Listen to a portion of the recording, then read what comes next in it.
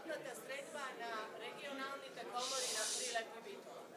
Имено, Пелагонискиот регион, канцелариите на Стопанската комора на двата градови се споја заедно и на 15.2. Имаа заедничка работна средба на која што ги донесоа главните заклучоци на кои што треба да се работи во нареден временски период и со надминување на истите и конкретни решенија да се направат подобри услови за работа на сите правни субјекти во овој Пелагониски регион, се со цел за нивното партиципирање во брутодомашниот производ да биде поголем и да се развојно ориентиран.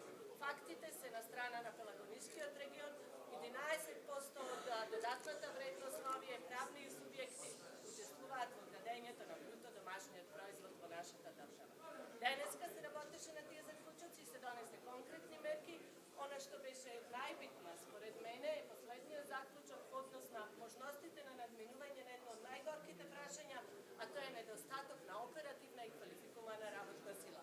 Во однос на квалификуваната работна сила веќе имаме конкретни работни задачи на кои што можеме да поработиме сите компании заедно со владините мерки, каде што имаме и поддршка од 20 милиони евра неискористени средства за тренирање на потенцијална работна сила, а во однос на оперативната работна сила разговаравме за можноста на увоз на работна сила од други земји и можност за издавање и поедноставување на постапката за престој и издавање на работни визи на истите. Имам задоволството што јас заедно со подпредседателот на владата и бившиот министер за транспорт и врски сме овде во Прилеп, во Пелагонискиот регион, во присуство на градоначалникот на Прилеп, градоначалничката на Битола, дел од пратениците од овој регион. Имавме многу квалитетна средба со деловните луѓе, со бизнисмените од Стопанската комора на Пелагонискиот регион. Прво да се заблагодарам за гостопримството, за плодната дебата која што имавме. Ова е регионот кој што партиципира со 12% во брутодомашниот производ на држава. Тоа значи многу значајен регион за Република Северна Македонија. Во такви околности, како што рече председателката на комората, отворивме неколку важни теми. Разговаравме за патните правци околу целиот регион и министерот за транспорт и врски ги даде сите детални образложенија за патот градско Дреново Прилеп, но и за комплетното подготвување на документацијата за Прилеп Битола, што се значајни големи проекти за развој на сепкупниот овој регион. На сите проекти кои што веќе почнуваат за до Битола, обиколниците околу Битола, се до граничниот меѓутоа. Таксативно се наведоа сите патни правци во целиот регион кои што работат од билот на регионален или магистрален карактер. Беше најавена и програмата од 70 милиони евра за локалните патишта за Македонија без кал проектот. Истовремено зборувавме за она што е многу значајно за деловите луѓе, зборуваше и председателката на комората, на регионалната комора овде, а тоа е недостатокот на квалификувана работна сила.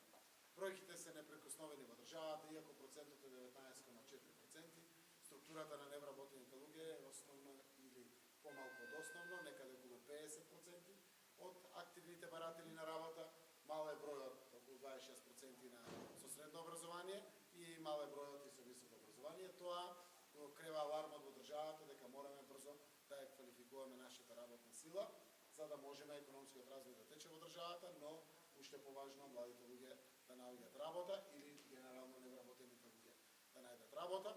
Зборувавме за двата модалитети или траки на дуалното образование. Бизнис секторот ќе ни треба овде како држава заедно да правиме практична едукација, тренинг на невработените луѓе и тоа е на првата трака подржана од преку 20 милиони евра или милиарда и 100 милиони денари директно од Агенцијата за поддршка на вработувањата, каде што бизнисмените може да ги искористат како средства.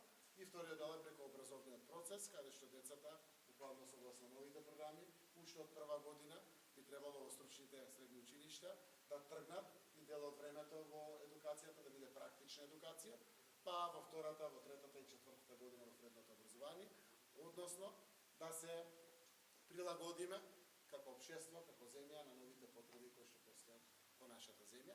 Зборувавме за казните. Казните веќе законот за прекршоци е донесен, не е објавен и потпишан од председателот на државата, но самиот закон навистина драстично ги намалува сите казни. Ако досега казните беа максималните 5000 евра при инспекција, сега се од 50 евра до 2000 евра. Значи повеќе од 60% се намалени и тие се равноправни, односно фер и праведни, Тоа значи дека помала компанија плаќа помалку, средната средно, поголемата повеќе, каде што плаќањето зависи од вкупниот број на вработени, од големината на компанијата, интензитетот на правењето на казните, односно на прекршоците кои што ги прави самата компанија и најважното од се што е, пред првата казна постои